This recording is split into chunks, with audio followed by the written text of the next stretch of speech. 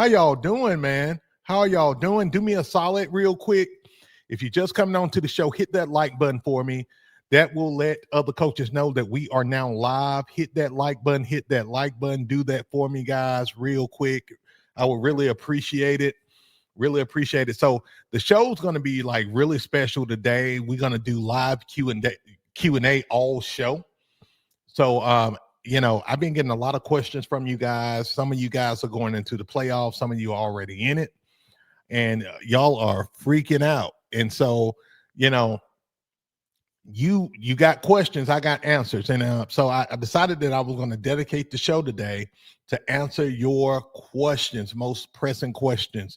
And I also got some questions that were asked to me via email from coaches that we're going to go over as well. Okay, guys. So really pumped, really excited. Shout out to our TikTok fam over here. Shout out to our Instagram fam. I'm using my other Instagram page.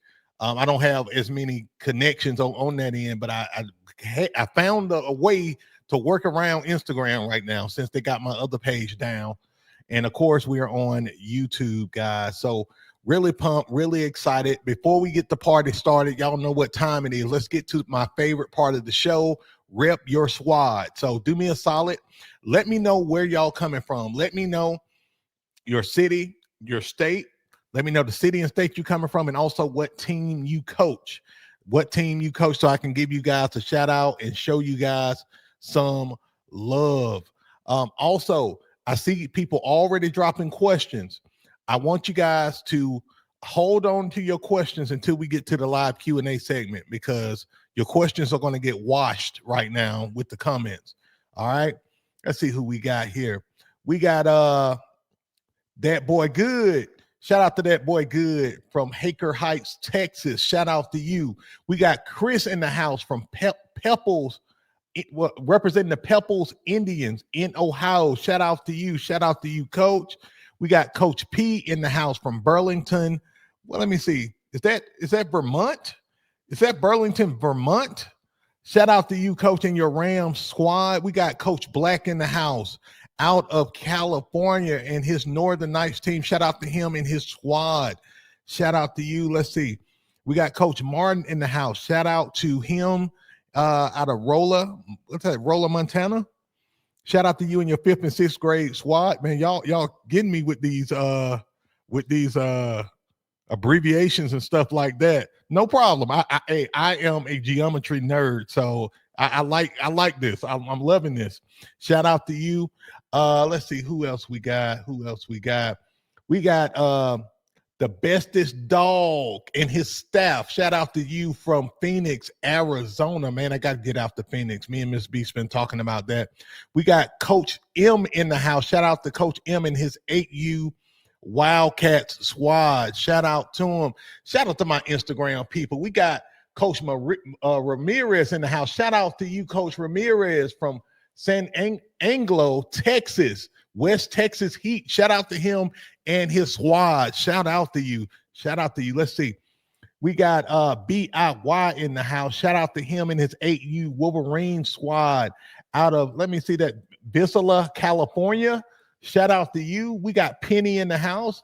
Shout out to you, Coach Penny, representing the Cap City Steelers 11U squad. Shout out to you. Who else we got? We got my boy, the one, the only. We got Coach G in the house. Shout out Coach G, Roswell, New Mexico, Purple Rain squad, 8U squad. I know that. Hey, I know Coach G, everything about Coach G by heart right at this point. This is a brother from another mother. Shout out to you, Coach G. We got Country Boy in the house. What's up, Country Boy? How are you doing, man? I hope all is well. So, guys, if y'all ready to get this show on the road, give me a hell yeah in the comments. Give me a hell yeah if y'all ready to get this party started. Let me know. Sound off in the comments, guys. Sound off. I see you, Coach DC. Shout out to Coach DC from Vegas. Shout out to his Vegas 49ers squad. Love that name, by the way. Shout out to his 7U to 11U squad. Man, shout out to Coach J. Shout out to you, Coach J. Representing, let's see, the Lake Houston Ducks. Let's go. Shout out to you, coach. Shout out to you, man. I'm excited, man. Y'all get me pumped, man. I swear. Y'all get me so pumped on the show. It get me excited. Let me see here, guys. I had to make some modifications, guys. Let me pay a few bills real quick, and we're gonna get the show on the road here. Let's see if I got this thing up and running correctly here, which I don't. There we go. There we go. Y'all bear with me. All right, guys. Let me do this sponsorship real quick. This episode of the Beast Pod is sponsored by Beast Out You, the #1 source for youth football coaches who want to dominate the game. At Beast Out You, we give you the exact tools, playbooks, and systems you need to build a winning program fast. Right now, you can grab the Beast Unleashed Playbook Bundle for 90% off. That's right, 90% off. And start running the same systems used by championship programs across the country. Whether you're trying to score more points, lock down on defense, or just bring some structure and leadership to your team, Beast Out You has you covered. Shout out to you guys, man. So I got a story about Beast Out You. And by the way, if anybody want to get the playbook bundle 90% off, it's a QR code in the top left corner of the screen. If you're watching on YouTube, you can just scan that QR code and take advantage of that discount, guys. All right. So quick story real quick, guys, before we get the party started. And Coach Jose, I see you, man. Shout out to you and your Tri-City Bulldogs, man. Shout out to you, Coach. Shout out to you. So, guys, y'all knew last week I did the show, and I was talking about, I got a membership that we call Beast Nation USA. Beast Nation USA. And so I woke up this weekend, guys, and literally, man, I was doing, I don't even know what I was doing, man. I think I was walking. I was doing something. I have this part of the day where it's my me time. And I'm either walking, I'm working out, I'm doing something, man, to really work on my personal development. I'm big on personal development, right? And so something, just kind of told me, look, go back to when you got this thing started, meaning go back to when you started doing YouTube, right? When you started doing social media. And see, when I started doing content, football coaching content, it was roughly about 3-4 years ago now, probably long. It's longer than that now, I think 4 or 5 years, something like that. Guys, I was sharing content with you guys, and I was only had like 200, 300 followers, right? And I was creating, how many of you guys, I don't know if any of you guys remember this, but how many of you guys remember when I was like walking and just talking? Like I was doing these walking and talking videos. Anybody remember that? Or do you remember when I had that old small ass whiteboard, right? And I'm like teaching the Beast offense and the 4-4 Reaper. I mean, I had a small whiteboard. I had my dreads. Now, if you remember me when I had my dreads, right? Like you really been rocking with me for a long time. So like I had dreads, I had the small ass whiteboard, and I called what I did Beast Out You. I called my business Beast Out You. And so something told me to, hey, go back to Beast Out You. What does that mean? Beast Out University, man. And so guys, what we're doing over there with Beast Out University is we're making literally a all-purpose platform for you guys to have everything you need for the football season, both during the season and in the off season, right? So now what I'm doing, of course, you get all the playbooks and all the new playbooks that's dropping in the membership, but you also are going to get the training videos, the resources, the manuals, the guides to deal with parents. You're going to get the courses. I got courses in there. New courses are coming. It's going to be an all-in-one hub for you guys who, need and want resources in one spot, right? Because a lot of us, we go all over the web trying to get what we can so we can be successful, right? Well, with Beast Out U, it's an all-in-one hub. And of course, guys, if y'all want to use materials from other content creators and stuff like that, cool. But what I'm creating is an all-in-one platform for you guys, so y'all can absolutely dominate the season with my help, with my mentorship, and the whole 9 yards. So, again, if you guys are interested in learning more about Beast Out U, you can click that QR code and you can check it out and see if that's something, if Beast Out U is right for you and something you're interested in. All right, guys, let's get to it. Let's get to the show. Let's get to what y'all been waiting for, your questions. All right. So if you have a question, go ahead and put it in the comments. Same thing with you, Instagram. Shout out to my Instagram folks. TikTok. Shout out to my TikTok people. If you got a question, go ahead and drop it. Go ahead and drop in. I'm gonna start on TikTok today. I'm gonna start on TikTok. I see a really good question. Coach Kevin says, "Hey, Coach 12U Coach, I'm installing the Beast offense this week. Any suggestions on O-line splits?" Great question. Great question. So for us, we use 0 splits when we're running the Beast offense. 0 splits. All right. So what that means for us is, when I first started running the Beast offense, I would go with 1 foot splits. That's what I start with. And over time, I realized, like, man, I got some monsters right here. Let me go 0 foot splits, right? And so we went 0 splits, and it's been great for us. So that's exactly what I would recommend anybody to run. Is it anybody on here running the Beast offense and y'all got a different type of splits? Let me know. Let me know. Anybody got different splits? Let me know. I see you, Coach Jordan. Coach Jordan says, best content out there. Man, appreciate you, brother. Thank you for the love. Thank you for the love. Coach Bill, shout out to you and your Brave squad too, man. I seen you, man. Shout out to everybody who dropped their program. Coach Jabo, I see you. Shout out to you and your Red Devils 14U squad. Shout out to you, Coach. Shout out to y'all. Yeah, anybody else run like a different split? Let me know. Yeah, 0 foot splits is what I would go with. So, let me see. Hard 06 says, does the work against the 5-3 wide? Clarify that, Coach. Clarify that. Let's see. There we go. There we go. Does the Beast work against the 5-3 wide defense? Hell yeah. Hell yeah. The Beast offense, what I love about the Beast offense, it works against any defense. The question is, does the defense work? Does the defense work, going against the Beast? Because the thing about the Beast offense, guys, is that you can dominate in so many ways running it. You know what I mean? Like literally, and I'm going to try to pull it up for you guys here. I'm going to let's pull up the 3.0.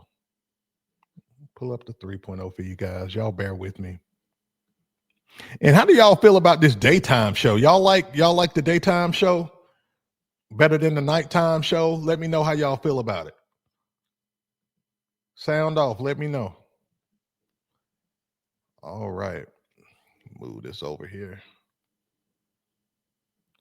Let's see, guys. There we go. There we go. All right. So, of course, this is the Beast Offense 3.0. This is the championship edition. This is the championship edition. So the Beast Offense works against basically any defense. And what makes the Beast Offense so dynamic is the amount of blockers that you have, at the point of attack, right? And we'll go to the tight set for an example, man. You got 7 blockers at the point of attack on the offensive line, but then you got 7 blockers to the play side. That's a major freaking advantage that you have when you're running the Beast offense, right? So what the defense, if they want to have any success going against the Beast offense, especially a good beast offensive team, they got to be good on the front end. The 5-3 defense, you know, it's a good defense to go against the beast offense if you got good players on the front line that know how to shoot the gaps, occupy the gaps, and create a lot of problems, right? But if you got kids who are soft and weak and don't know how to play the gaps, they're going to get ate alive. Y'all hear me? They're going to get ate alive. And shout out to you, Coach Hemi. Coach Hemi says, walking and talking when I found the channel. Wow. Wow. That's crazy, man. That's crazy. So yeah, man. That's you know, to answer your question, Coach, absolutely, man. The beast offense will devastate any defense, man, no doubt. All right, let's see here. And I'm gonna try to get to as many of y'all questions as I possibly can. Okay. Any advice or drills to get kids to take the outside? My running backs are aggressive and want to run back to the middle to hit the middle linebackers instead of going one-on-one with the corner. Interesting. Are you guys running the beast offense, Coach? Let me know. Let me know. If you're running the beast offense, let me know. That's interesting because usually the kids like to run to the outside. So for your kids to hit the middle, that's really intriguing. I want to know like what formation you're running, and that's going to help me out a little bit. Coach Black says, yeah, we have practice in the evenings 5 to 8. Much more convenient. See, that's good to know, man. I'm so happy about that. And look, anybody who's just coming on, man, welcome to the Beast Pod, man. Appreciate you guys so much for rocking with me. If you haven't already, hit that like button and subscribe to the channel so you don't miss a beat on the show, guys. And this is also gonna let other coaches know that we are freaking live, man. I'm super pumped, man. Super pumped to be rocking with you guys this morning or this afternoon now. Let's see. Coach G says, if I'm up against a 3-3-5, I spread out about a foot a little more split just to help big boys cover ground. That's good. That's good. What Coach G is talking about is he's talking about the beast offense. If he lined up in the beast offense, he's going against a team that runs the 3-3-5. He's going to spread out a foot or a little more with his split. So cool. All right, let's see here. Let me go to let me see if we got any questions on TikTok.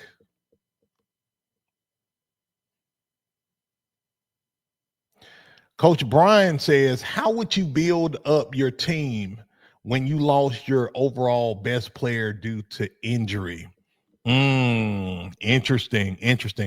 So it sounds like, Coach, you had a what I call a top-heavy team. A top-heavy team is a team that solely depends on one or two players, you know, to kind of hold the weight of the game. So now, Coach, what you're going to have to do is, you know, when you top-heavy, it's just like a top-heavy person in real life. You're going to have to balance that thing out a little bit, okay? You're going to have to balance your team out.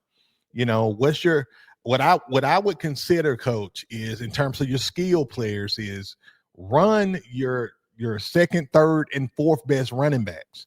Focus on blocking with your other players. Double down on blocking. Now, if you've been following me for a while, I don't know how long you've been following me, Coach, but one thing I preach is teach your entire team how to block. You can never have too many blockers, right? Because here's the thing, guys. Good blocking will make an average player look great. Y'all got me? Good blocking will make an average player look great and play great. When you got bad blocking or average at best blocking, your playmaker is going to have to look like Barry Sanders running the ball. And yeah, it looks exciting and it looks fun, but it don't have to be that way. If you got dynamic blocking, you can have your average kid look like Barry Sanders, look like Derrick Henry or somebody, right? So double down on your blocking with your players, and then use multiple backs. Don't just use one. Use your second, third, and fourth. Us personally, I use every single one of my beast backs to run the ball. All 4 of these guys. And then check this out. I got a whole nother rotation of backs that I will put in the game to actually run the ball. So we got 2. So basically we got 8 running backs, 8 skill guys that touch the ball. That's usually what I do, coach. I never depend on just 1 or 2 guys to lead me, because what's going to happen is you're going to run into a really good team that's well coached and well balanced, and they're good from top to bottom in terms of balance. They may not have the same level, but they play as a team. And that's when you screw yourself, because when you play against teams that's not top heavy and more balanced, you run into a buzzsaw, and your skill guys get their tails tore up. So that's what usually happens. Yep. Coach G said it best. Build the whole team up. Next man up is always a must. You got to build that whole team up. You don't want to be top heavy. You want to be balanced. I mean, every youth football, every team just about has, every team has the, studs. Then they got support guys and then developmental players. You got to learn how to, what I call, build the house. You got to mesh these guys together so much so to where they function as a team. We know that our best player may get more reps than our not so great players, right? But that don't mean that you just solely depend on that one player to win the games for you. You got to have a balanced approach in this youth football thing, because it's gonna save your players from fatigue. It's gonna develop players. They're gonna get good throughout the season, and it's gonna really propel you guys to, in the playoffs. It's gonna help you guys go long, right? In the playoffs. So that's what I'll say to you, coach.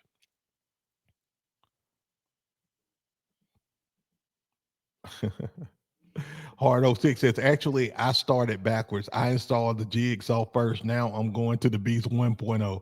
I can honestly say the Jigsaw has won us at least 3 games this season. Shout out to you, coach. Shout out to you. I gotta give you let me see, my sound's still on here. I gotta give you an explosion right there.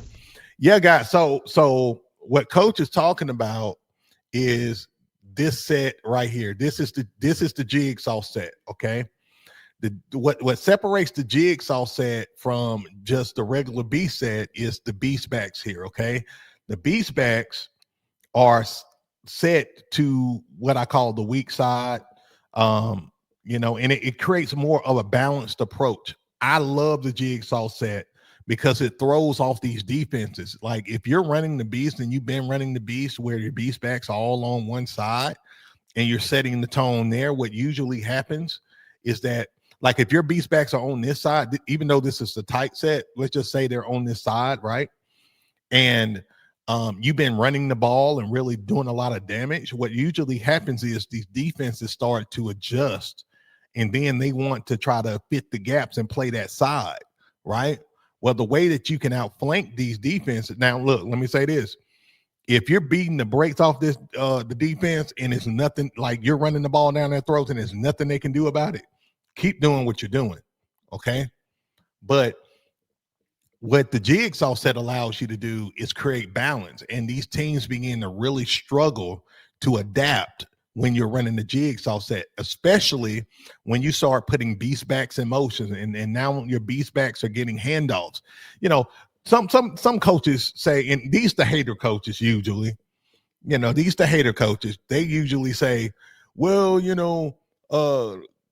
Coach B's, how you only let one person run the ball? Number one, we don't just let one person run the ball.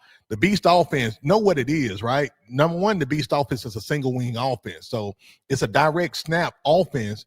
Yeah, sure, the quarterback is going to get the ball and run the ball, but it don't have to be a formation where he only gets the ball. The Jigsaw set, for example, allows your other running backs to get the ball off of tosses, off of pitches, off of handoffs, things of that nature, misdirections, end arounds. Like the orbit sweep was one of my favorite plays to run. You got wide zone out here, stretching the field out. It just creates so many problems for the defense. And not only that, but if you got a quarterback who can throw it, and you got dudes who can catch it, who can catch that rock, you can run some nasty passing concepts. Now, one thing that I always teach you guys is to play in levels, right? Play in levels, pass the ball in levels. And that's what we do. I love my wheel routes. Man, this is a nasty play. Hey, somebody steal this play. Y'all hear me? Steal this play. If y'all see this play, steal it. You got a nasty wheel route with the 3-back. You got the 4 back running a post down the seam, down the middle of the field. And what we want to do is we want to just pull that safety up. We want to pull safeties over, okay? You got clear out right here, so if the wheel route isn't open, you're going to have the 2 underneath right here, kind of in that hooks and curls area. And then you got your tight end running a man beater across the field, okay? So, if they're not open deep, particularly your 3, work your way down. You got me? Work your way down. So these are the things that we teach our kids. And, the 3.0 is not just, I put it like this. If you got dudes and you want to be a little bit more balanced, if you want to pass the ball, let's just say, I don't know, let's say 75-25, right? Or 70-30 in terms of ratio. The Beast 3.0 is the way you want to be. If you want to run more of a modern variation of the Beast offense, you want to go with the Beast 3.0, okay? So that is that. Man, y'all got me wanting to come out of retirement, man, looking at, and I designed these plays. I designed the plays and all of this stuff, and my blood is boiling right now. I'm fired up looking at this stuff. All right, let's see here. Next question. Again, guys, if y'all got questions, put them in the comments. Also, if you're just coming in to the Beast Pod, man, welcome. Do me a solid. Hit that like button. Hit that like button. If you are new to the channel and you want to up your game as a youth football coach, be sure to subscribe as well, guys. We are live every Wednesday. Miss Beast, where are we with likes? Let me know where we are with likes, Miss Beast. All right, let's see here.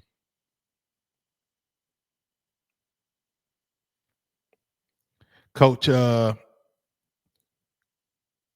Bestest Dog says if you get a wheel route, you can have your outside linebacker with him with the safety help over the top.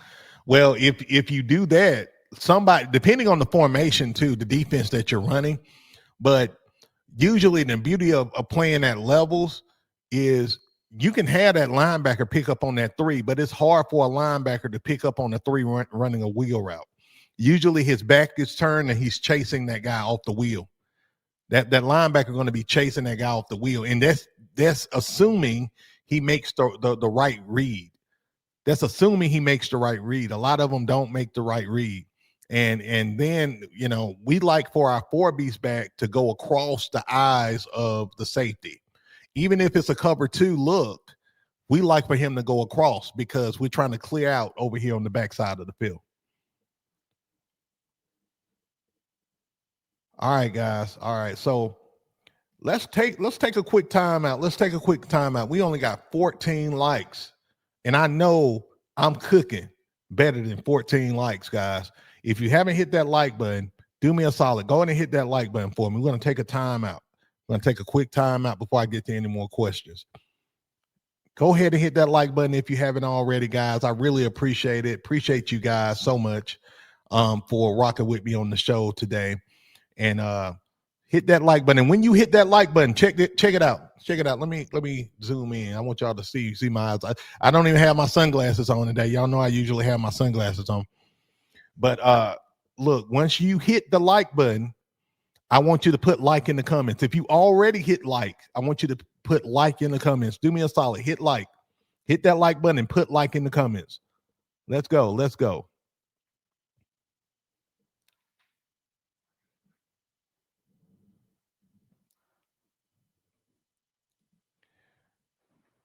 Coach Black, you says, how do you stop the fly using the 4-4? What you mean when you say the fly? Let me know what you mean when you say the fly. Are you talking about the fly like a route, fly route? Also, what formation, all of that good stuff. Shout out to you guys, man, for your likes. Shout out to y'all. Shout out to y'all. I see it. I see it.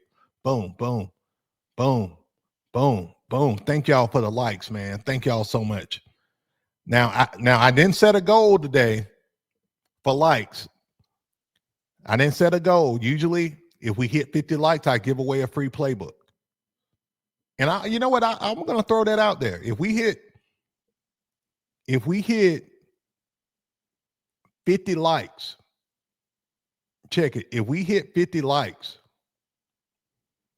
I'm going to give away the Beast 3.0 playbook. How about that? How about that, huh? So if we hit 50 likes, I'm going to give away the Beast 3.0 playbook. How about that? So we got to get there though, guys, before the show. We just jumped up to 17 likes. Shout out to y'all. We jumped up to 17. So we hit 50. If you're watching on TikTok, I see a lot of you guys on TikTok. Damn. If you're watching on TikTok and you want to be able to win the Beast 3.0, the Beast 3.0 playbook, all I need you to do is come over to YouTube. Just look up Coach Beast, right? Look up Coach Beast. You'll see us live. Come on over and make sure you hit that like button. Help us get to 50 likes. Okay, you talking about the fly sweep. Okay, got you. Let me see if I can pull up that playbook. I don't mind talking X's and O's today, y'all. I don't mind. I actually love talking X's and O's. So if y'all getting value from the show, give me a hell yeah, guys. Give me a hell yeah if y'all getting value from the show. Let me see here.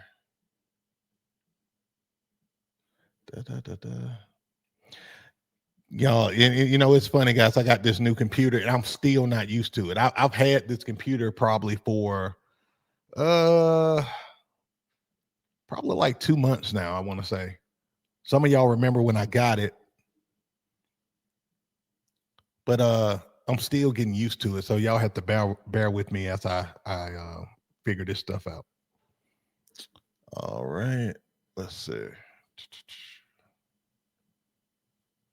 Oh yeah, we got. Oh man, I only got 2 hell yes, man. So y'all not vibing with the show today. Y'all not vibing. Only got 2 hell yes. Only got 2 people getting value from the show. I got y'all. There we go. Okay. So coach want to know, how do you stop the fly? Basically it's jet sweep, kind of a jet sweep, right? So one thing, a part of my coaching philosophy that I really focus on doing, guys, is I want to keep everything in, right? I want to keep everything in. Now, something that I don't talk about enough when it comes down to running the 4-4 Reaper defense is that I use my corners, right? I use my corners here pretty much like linebackers as well, because we know that most youth football teams are going to run the ball. Let me know in the comments what percentage of the time.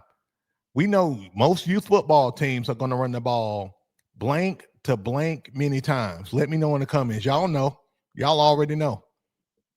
Let me know. Y'all let me know how many times, how often percentage-wise are youth football teams going to run that football?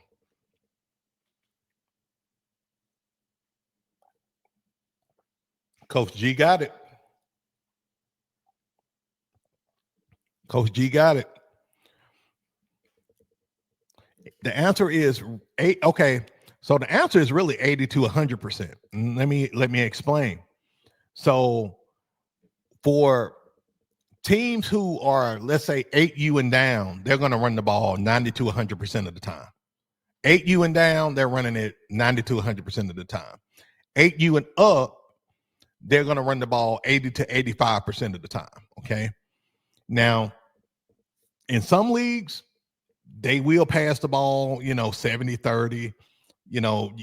you get some of these more competitive leagues where, you know, they want to be just like an NFL team.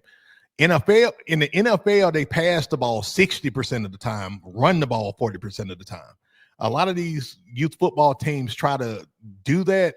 I would argue on the youth football level, that's not as sustainable at this point, you know, to where you pass the ball 60% of the time and run the ball 40% of the time. You know, you can emulate that, sure, you know, but for most youth football teams, for the vast majority, they're going to run that ball 80 to 85% of the time, 8U and up. And then 8U and down is going to be more like 90 to 100% of the time. So it's going to be to your advantage to play the numbers, play the data, right? That's what I would do. So, you know, if you got a team that's running some kind of fly, I don't know. Let's see here. Let's just draw. Yeah, okay. As a matter of fact, we had a play similar to this where, let's see, we actually had a quads play, right, guys? Where I had guys spread it out. I'm just showing y'all some stuff that I would do. We had some funky stuff like this, right? Some kind of quads look, right? More like this. We had quads look. Make sure, and if y'all want to steal this, feel free to steal it. So we had a quads look, and we had this guy back, right? We had this guy back. And we had a play where we get both. He get like a jet sweep, right? And then we had one where you get the rocket, right? So the teams that were really successful against us in running this is that they played wide, okay? And they forced everything to the inside, okay? So I say the same thing to you guys, and this is how I play it as well, is that if these teams they like to run to the outside, I'm getting my players wide. We're almost looking like a 6-2 defense, okay? We're almost looking like a 6-2 defense. You know, our guys are playing wide, get the fly. We're forcing, we want to create clutter with these guys. Our linebackers, we wouldn't have these guys do A-gap blitzes, okay? If we see these flies, okay? We'll have our guys spine and scraping over, okay?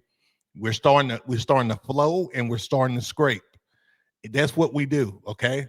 And so we want to create, you know, a lot of clutter to the outside. This is what our defensive ends and our corners, they're not our DNs, our outside linebackers and our corners, their responsibility. We want to force this guy back. When he comes back, we want to force him into our interior linebackers, into our DNs, into our defensive tackles. All right. So that's what, you know, that's what I like to do. I like to play wide anyway. I like to play to stop the run to the outside first, right? And I like to force players back to the inside anyway. So when we play a lot of fly sweep or, you know, jet sweep teams that like to do that kind of stuff, we see that a lot with teams that like to run the double wing. You know what I'm saying? We just play it the same way. We play you got to play discipline.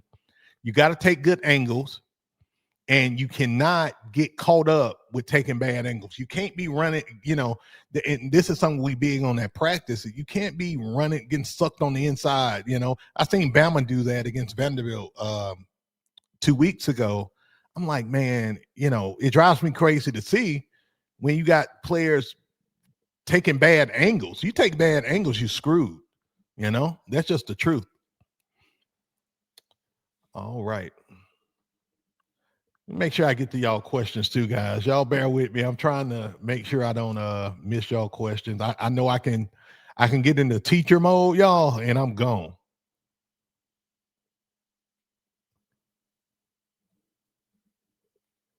Shout out to you, Hemi. Shout out to you. He said those playbooks are incredible. Let's get it. Get the likes, fellas. Appreciate you, brother. All right. Let's see what Raymond has to say here, Coach Raymond. If our ultimate job as youth coaches is to prepare them for the next level, why then strap the players to one formation? Well, that's a good question. That's a good question. And, quite honestly, Coach, um, I'm a multiples coach. Y'all already know. If y'all been watching the show for a while, y'all already know. I say this just about every show. I'm a multiples guy. I run in multiples. As a matter of fact, even with the Beast offense, I run the Beast offense in multiples, right? But even outside of that, I run variations of the air raid. I run double wing T. This is the thing though, guys. You got to run a formation that's not only. Let me bag up because I don't. Let me pull my screen up because now I'm getting into preaching mode on this. Here's the thing. Coaches got it wrong. They think that the formation is going to make their team better. Your formation is not going to make your players better per se. The formation should enhance who they already are. All right? It should enhance who they already are. For example, if your kids can't block for crap, if they can't tackle for crap, it doesn't matter what formation they run, they're not going to execute it well and do it well, right? But if you got kids who can block, who can tackle, who can execute the fundamentals, now you can be able to expand what you want to do schematically as a youth football coach. The problem is youth football coaches try to cover a multitude of sins with their youth football team by running these formations, these nasty formations they see their favorite NFL or college team, run. But it don't work like that. It don't work like that. If your favorite team, University of Alabama, if they're running pro style offense and you want to run the pro style offense and you got kids who can't catch a cold, who can't block for crap, a quarterback who can't throw, why in the hell are you running that formation? Right? So one of the reasons why I teach the Beast offense so much to you guys is because it's a great formation to teach the fundamentals of blocking, trench warfare, trench control, controlling the clock, reading your running lanes, even passing the ball. I just showed y'all the nasty passing concepts out of the Beast 3.0. It teaches kids the fundamentals of the game. And guess what high school coaches complain about the most? They complain that these kids who play youth and peewee, they come up to the high school level and they don't know the fundamentals. They don't know how to block. They don't know how to tackle. They don't know how to get in a three-point stance. And thus, therein lies the problem. Because we can run these fancy formations, but if our kids don't know how to goddamn block, tackle, or whatever, the formation don't matter. It defeats the purpose. But if you got a team that can block and tackle, now you're dangerous. Now you can be able to lean on the talent that you have on the team because, okay, now your team can block and tackle, right? But now you can say, oh, man, I got 4 kids who can pass the ball. Who can catch the ball. Man, I'm going to go 2x2. I'm going to go trips. I'm going to go air raid, and we're going to go quick game, intermediate game. Oh, man. Okay. Oh, I got a team of running backs. They're athletes, but they can't catch a cold, but they're fast. They're runners. Oh, okay. We're going to go diamond formation. We're going to go Beast T formation. Right? Y'all see how this works? Y'all see how this works? Like it's so many things that matter before you start, putting your formation together. Like if you got a bunch of small dudes, why in the hell are you trying to run spread with a bunch of small kids who can't? It's going to be hard for them to block one-on-one against bigger teams. why not beef up your line so you can start doing double teams with your small guys and get leverage and play fast and explosive? Use their size as an advantage. Use speed and explosiveness and leverage. Double teams, combo blocks. So a lot of us, we cannot look. First of all, coaching is a copycat profession, meaning a lot of us as youth football coaches, if we had a totem pole, we are at the bottom of the totem pole. This just the truth. Okay. I'm gonna use my water as the totem pole. Okay. I'm gonna use this water as totem pole. If the NFL is the top, the cream of the crop, right? And then college football, you got college football, semi-pro, all of that, right? Everything flows from the top all the way down. We're at the bottom of this totem pole, guys, okay, as youth football coaches. So usually what happens is whatever NFL's running, college is going to get it. And now sometimes it's the other way around, right? Sometimes the NFL steals what college is doing in terms of plays and formations, i.e. the Wildcat, for example. But the NFL, typically, people follow what the NFL is running in terms of formations. It flows to college, then down to high school. High school start running what the colleges run, right? And then, you got JV, junior high, all of that. Most programs, are going to run what the high school is running because it's a feeder program for that high school, no problem there. And then the youth level is going to do one or two things. The youth level is either going to be a feeder program and they're going to run what the high school is running as well, or they're going to run their own thing, right? And develop their own way, right? So you got to understand, our problem as youth football coaches is that we're exposed to everything that's up at the top. But we got to take pride in who we are as youth football coaches. We are the freaking foundation of this whole thing. We are the gateway for where players are made, man. Y'all got me? Like, we are that foundation. We are the floor in which youth football players are able to walk on and develop and move up. That's why I'm so big on freaking development in youth football. It's because the more that we're able to develop our kids, we're preparing them to go to the next level. We're failing our kids in a lot of ways because we got, what's the stat? 70% of kids, I think it's 70% of kids leave youth sports after 13 years old. That's ridiculous. That number is crazy high to me, right? Crazy high. So if we want to reduce that number, we got to not only develop these kids and teach them the foundation, we got to make sure these kids love the game. We can't just disregard kids because they don't fit into our game plan, our scheme. The kids, man, the kids. Coach Garza, what's up, man? How you doing, brother? How you doing? Hope you're doing well, man. All right, let me get to more of y'all questions. Is there any more questions, guys? Any more questions? Let's see here. I must be cooking good, man. I don't see a lot of questions, man. Let's see here.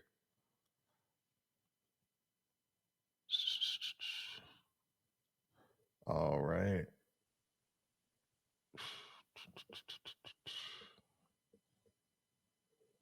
Let's see. Y'all bear with me. And look, if you ask the question and I haven't answered it yet, put the question again, and I'm going to see if I can answer it.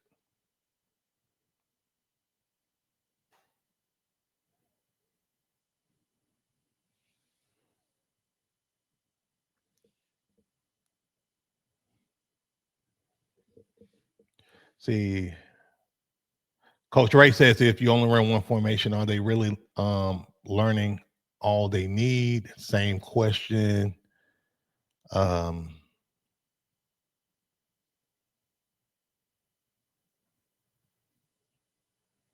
Let's see here. I think what I'm going to do, guys, is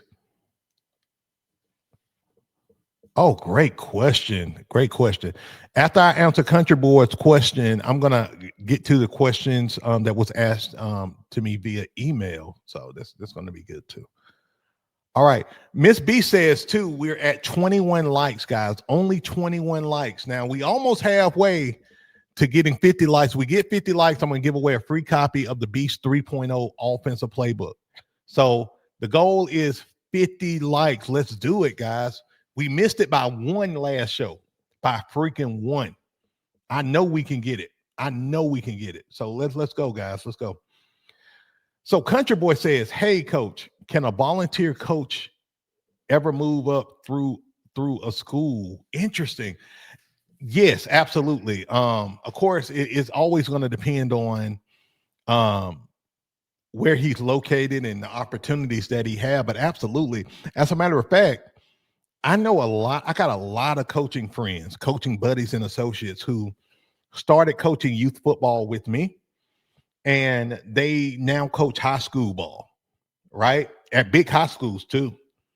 Um, got a guy, shout out to Coach Crawford. He Coach Crawford actually was my assistant coach on my all-star team. We played at Bryant Denny Stadium. And he was my defensive guy too. He coaches high school ball. Great guy, great coach. That's why, guys, I get pissed off. I get pissed off at. Oh man, we got to talk about this. This is something that been bothering me, guys, and I want to know how y'all feel about it. I hate when I hear. I literally hate, and I don't hate a lot of things. I'm a lover, I can be a fighter too, but we talking about hate. It's not a lot of things that I hate. But I absolutely hate when I hear parents or even coaches, some coaches say, "Oh, I don't put my son into youth football coaching. Those guys can't coach. I wait to put my son in to play football in junior high or JV. I would never put my son to coach with a pee wee coach or a youth football coach." What pisses me off about that, guys, is that there's a lot of high school football coaches I know who can run absolute circles around some of these high school coaches. But a lot of guys, and look, I'm not saying this to take a shot at high school coaches. I'm not saying that. But what I am going to say is some high school coaches got so much goddamn ego. They think they're D1 college coaches, and they're not. The only thing that separate a lot of these high school coaches from a youth football coach is a damn college degree with a teaching certification.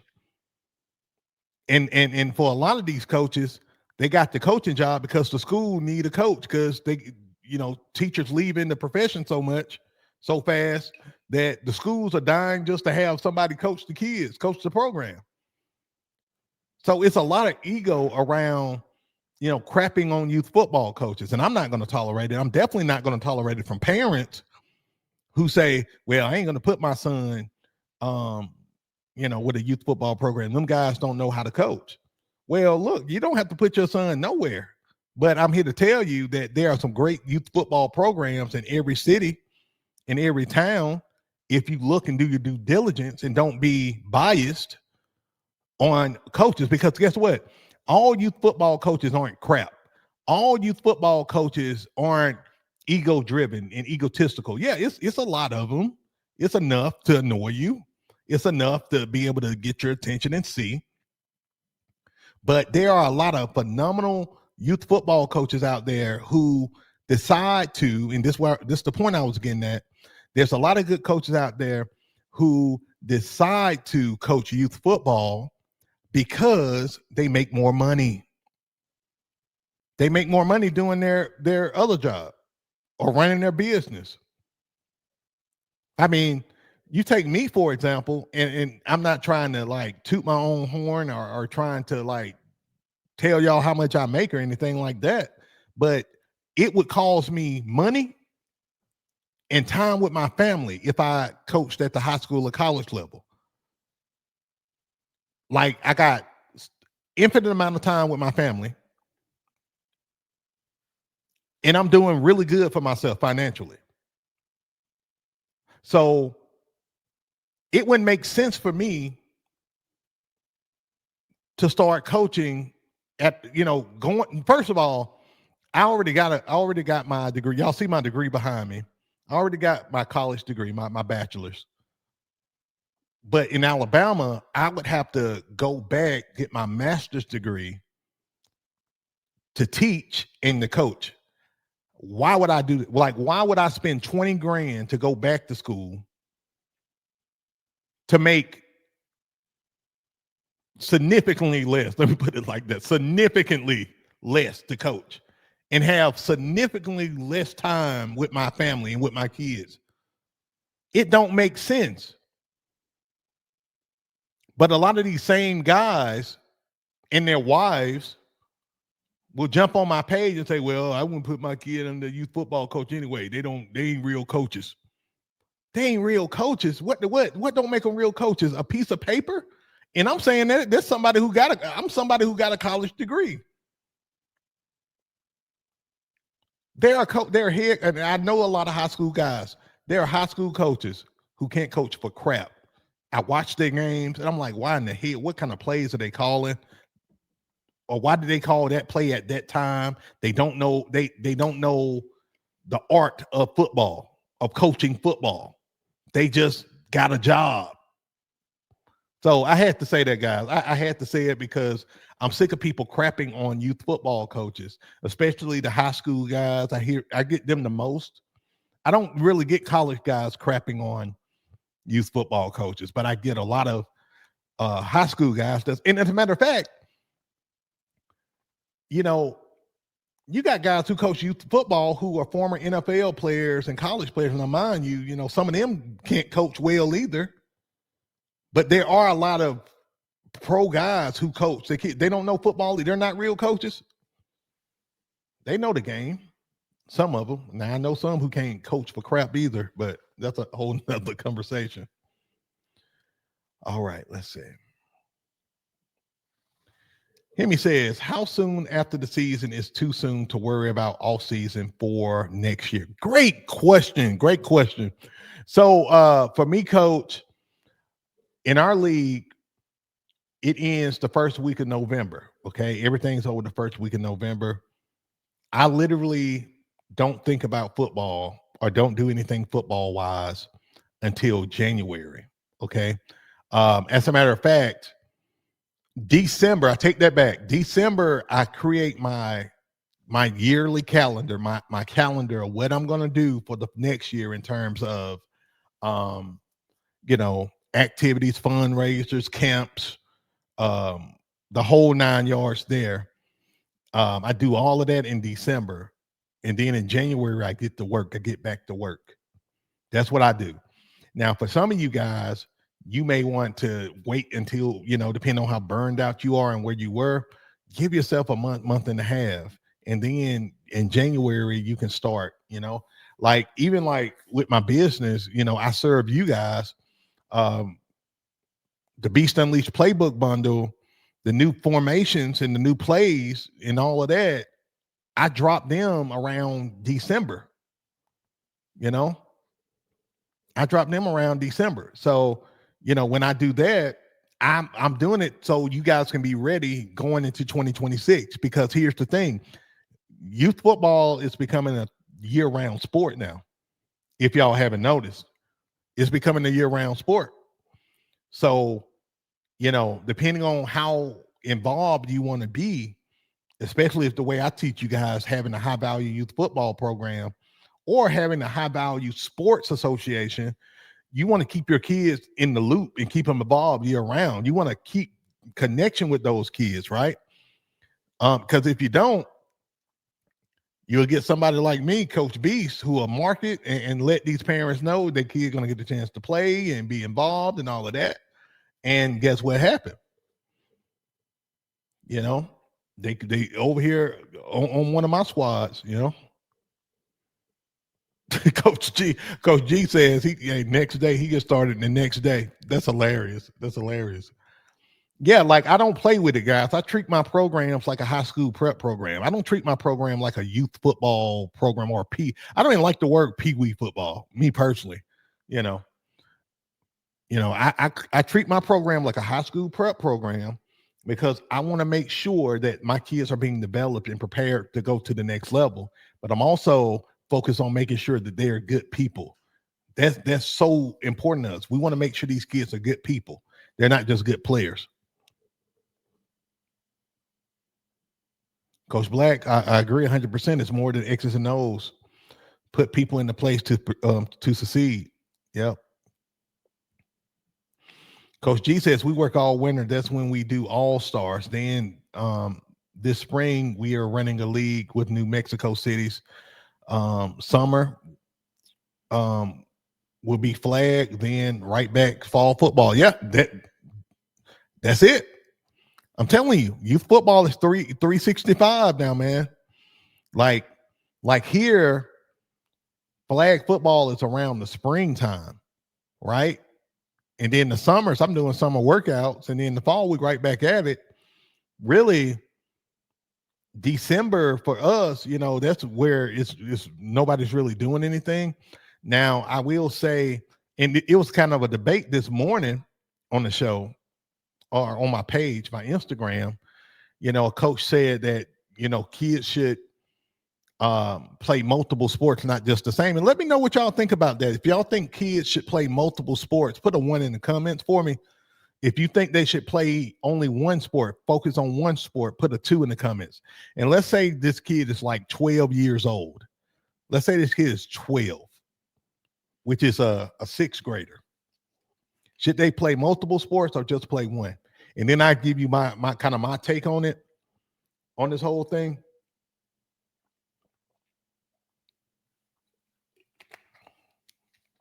I got some ones. Love it. So here's my take on it.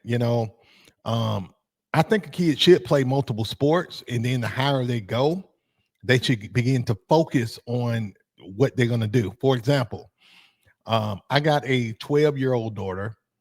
I have a 15-year-old daughter, and I have a 9-year-old daughter, right?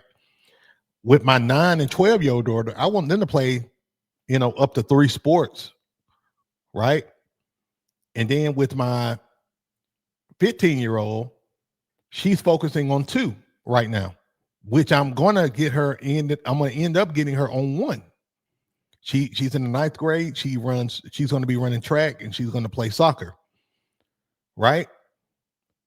But my 12-year-old, she told me, "Hey, Dad, look, I want to try." She's a very great, really good athlete, great softball player, great volleyball player. She's going to be tall like me. I mean, hopefully she's not as tall as me. I'm 6'5", but she's going to be tall for a young lady. And like right now, she's exploring. So she want to play soccer. She want to play softball again in the spring. And then in the fall, she want to play volleyball. Cool. Do it.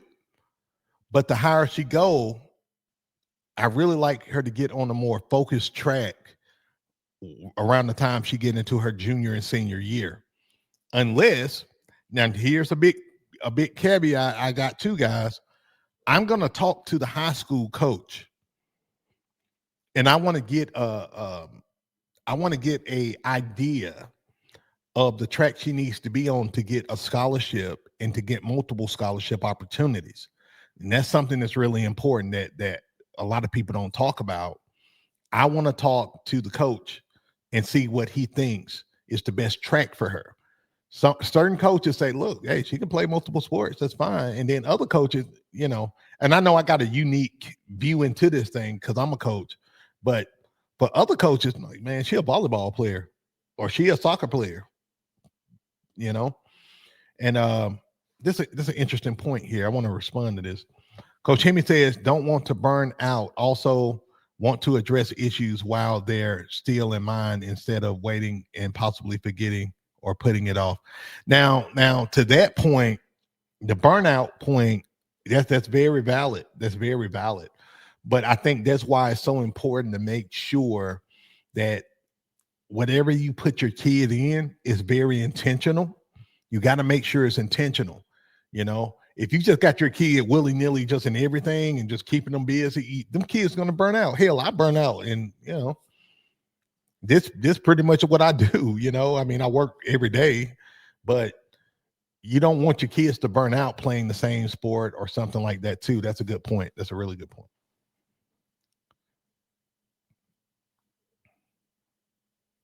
Hard 06 says it's a little different for us in Missouri. It's a lot of baseball, basketball, football players around here. Yeah, I mean the same thing in Alabama, brother. Like in Alabama, it's kind of like this.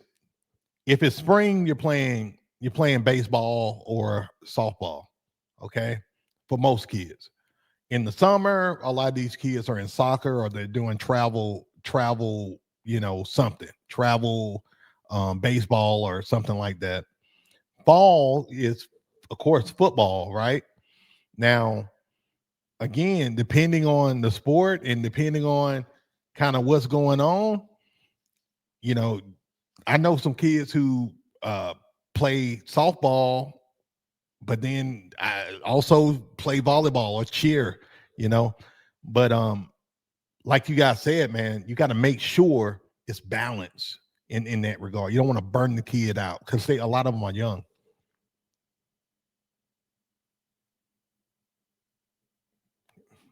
Coach G says, always ask my kids, what is your end goal with this sport? Great. Yeah. Yeah. Ironically enough, I had that conversation with my daughter, my oldest daughter, with soccer. I told her, I said, look, what's your goal? Like, she's a hell of a keeper.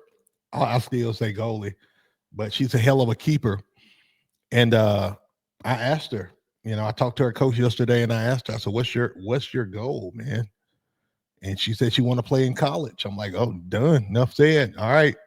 Time to shift gears if that's the level of athlete you want to be, you know.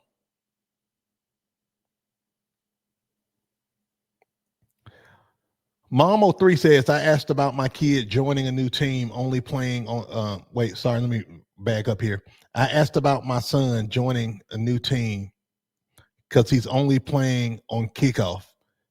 He loves his new team, but barely plays. Well, guys, you know, when it comes down to playing time and stuff like that, y'all know how I feel about it. I feel like if a kid's not getting properly developed with a program, you need to find a program where the kid's going to get development. It's that simple. It's that simple for me. I hear coaches, you know, they say, well, that kid not ready to play. That kid, look, we're youth football coaches. We're not high school coaches. And we got a responsibility as youth football coaches to develop kids. Some of these kids won't pan out to be great football players. They're going to find something else to do. But guess what? Some of them will. I know it because for years, my program has been the program to get a lot of kids who don't get playing time on other teams. And we find out those kids, the kids on my teams are damn good football players.